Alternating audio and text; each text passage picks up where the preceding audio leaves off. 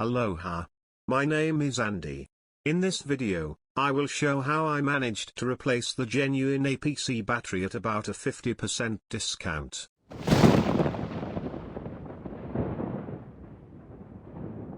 I woke up in the middle of the night because of this sound. At first, I had no idea what it was. It definitely wasn't my alarm clock. After a few seconds, I realized it was my UPS. When I checked the battery status, I discovered that the battery had finally died. For the past few weeks, it had been beeping more often than usual, but I assumed it was just reacting to voltage fluctuations.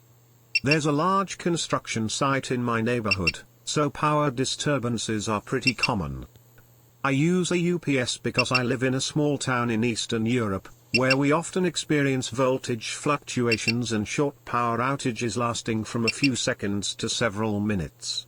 The electrical grid here dates back to the communist era, and we're still waiting for long-promised infrastructure upgrades. I shut down the UPS and went back to sleep. The UPS is an APC BR550G model.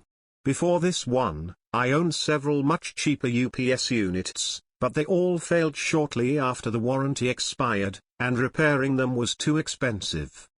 That's why I eventually switched to APC. I bought this UPS second-hand, and a few years ago I already replaced the original APC battery.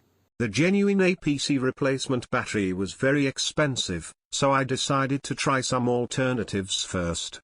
The first replacement was a well 12 volts battery from a local store. Unfortunately, it discharged very quickly, so I returned it and eventually got my money back. The second battery was an UltraCell 12 volts battery, ordered online from a reputable store with a 15-day return policy. Surprisingly, it performed even worse than the well battery, so I returned that one too.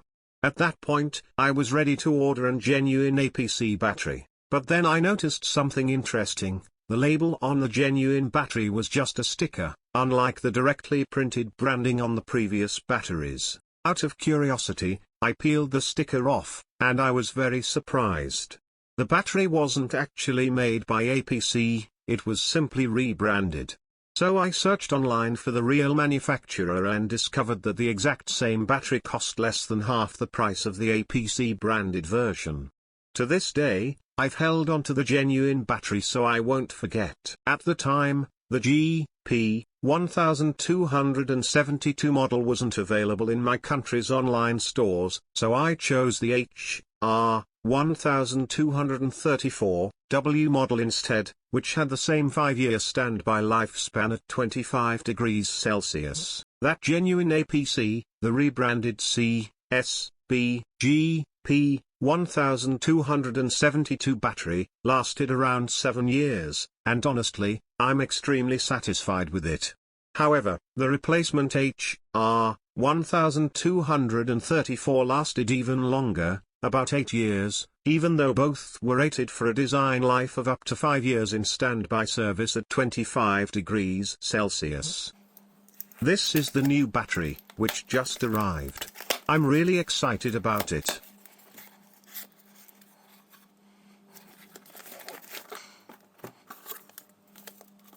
Here is the invoice.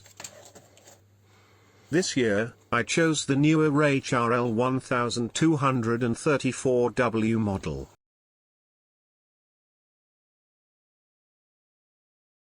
Which has a design life of up to 8 years in standby service at 25 degrees Celsius.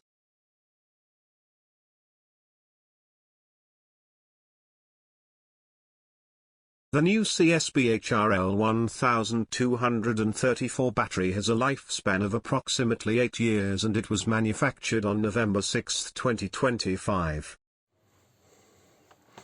Now it's time to replace the battery. I already disconnected the power cable. I flip the UPS over and slide open the access door.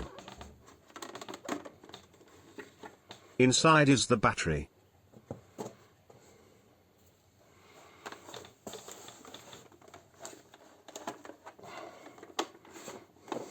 I slide the battery halfway out, disconnect the wires from the terminals.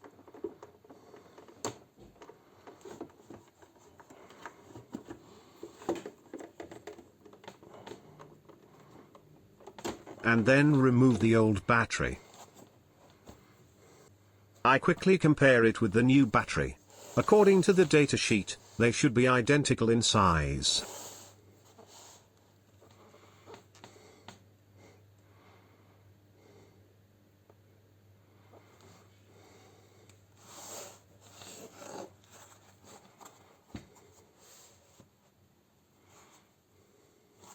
Before replacing the battery, I measured the voltage with a multimeter. First, I tested the HR1234W battery that had failed now, and then I tested the new HRL1234W battery.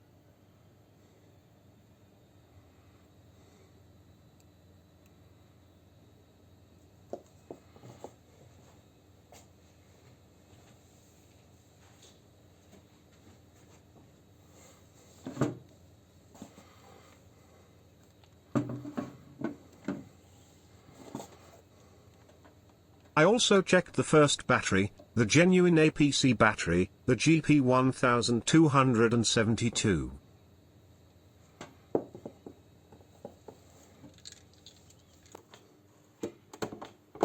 Next, I install the new battery, reconnect the wires to the terminals, and close the cover.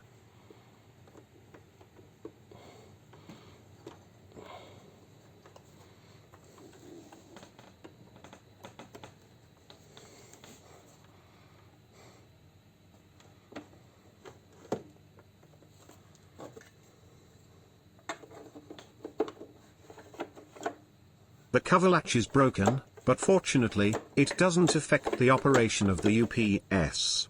I also added a sticker with the installation date. Hopefully, I'll make another video about this UPS again in 8 or 10 years.